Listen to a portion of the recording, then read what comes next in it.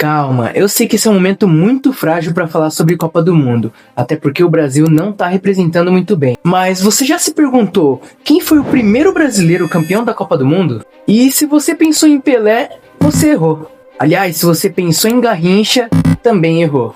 O primeiro brasileiro a levantar a taça da Copa do Mundo fez isso 24 anos antes do Brasil levantar a sua primeira taça. E calma, não é tão confuso assim. Ele obviamente não jogava pela seleção brasileira. Mas o mais importante de tudo é que esse jogador começou a sua carreira no Coringão.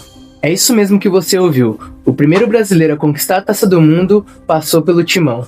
E por incrível que pareça, poucas pessoas conhecem essa história. E obviamente eu vou contar pra vocês. Mas antes, salve fiel. Esse aqui é o canal do Maloca Corintiano. E aqui a gente não fala só de jogo. A gente conta histórias que mostram que o Corinthians é muito maior do que só 90 minutos. Então já deixa o like aqui que você sabe como faz e se inscreve no canal. Isso faz com que os meus vídeos sempre sejam entregues pra você. E bora conhecer uma das histórias mais maneiras sobre Copa do Mundo e que envolvem, obviamente, o Coringão. Hoje em dia é muito normal nós vermos jogadores que nascem em outros países jogando por uma outra seleção. Até a França tem muitos jogadores assim. Mas voltando quase 100 anos no tempo, isso não era muito comum.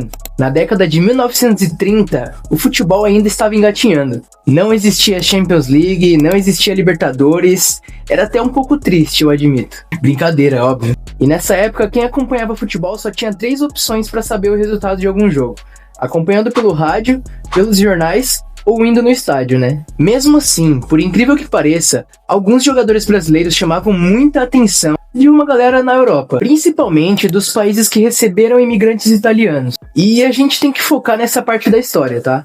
Naquela época, muito mais do que hoje, filhos e netos de italianos tinham direito à cidadania italiana. Eles eram chamados de oriundi, e a Itália obviamente percebeu uma oportunidade. Se esses caras têm a cidadania italiana, por que não podem defender a seleção da Itália? Foi exatamente assim que um jovem nascido aqui em São Paulo chamou a atenção da Azzurra. E o nome dele era Guarisi Marques. No fim das contas, ele era conhecido como Filó. E antes de cruzar o oceano e encantar a Itália, ele vestia preto e branco. Filó começou a sua carreira na década de 1920. Não era o mais forte e nem o mais rápido, mas enxergava espaços que muitos não enxergavam. E precisou de poucos jogos para se tornar o destaque do time. Foi então que, estando no Corinthians, surgiu a proposta da Lazio. Hoje isso parece muito comum, mas naquela época não. Era praticamente mudar de planeta.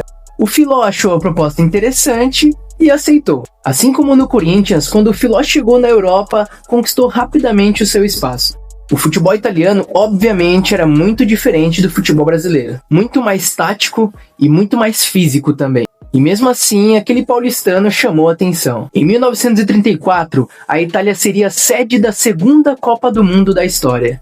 E o técnico Vittorio Pozzo montou uma seleção fortíssima da Azzurra.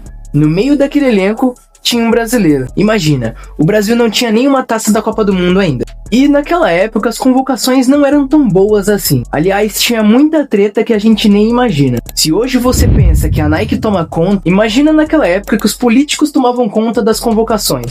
Mas um brasileiro foi mais inteligente. Ele estava muito longe daqui, se preparando para a Copa do Mundo, mas não pelo Brasil. E vamos para essa Copa. Se engana quem acha que a campanha da Itália foi fácil. Nada disso. Foi bem complicado. Nas quartas de final tiveram um jogo muito difícil contra a Espanha. E olha esse detalhe, foi preciso de uma outra partida realizada no dia seguinte para que houvesse um vencedor. E a Itália avançou. Na semifinal encontrou a Áustria e venceu por 1-0. Resultado magro, mas o importante é vencer. E assim chegamos à grande decisão da final da Copa do Mundo. E o adversário, adivinha, era a poderosa Tchecoslováquia. E mais de 50 mil pessoas lotaram o estádio em Roma. E não pense que foi fácil não, viu? A Itália saiu atrás, 1-0 para a Tchecoslováquia e a pressão aumentou. 10 minutos depois, a Itália empatou.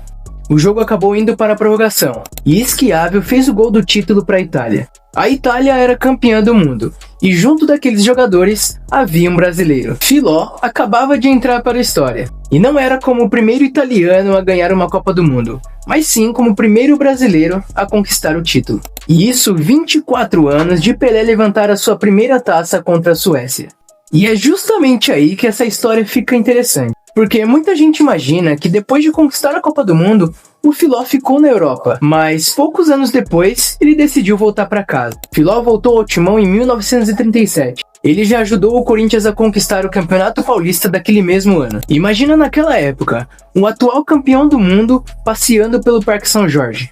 E talvez exatamente por ele vestir o manto do Corinthians, essa história tenha ficado esquecida. Até porque ele não fez parte da geração de Pelé, não jogou na era da televisão e nem virou personagem de documentário. Mas isso não muda o fato. Antes de qualquer brasileiro levantar uma taça do mundo vestindo a amarelinha, um corintiano já havia levantado a taça. Isso com certeza prova que o Corinthians sempre está presente em todos os momentos históricos do futebol mundial. Mesmo quando ninguém espera, o Colossal de Itaquera vai estar lá.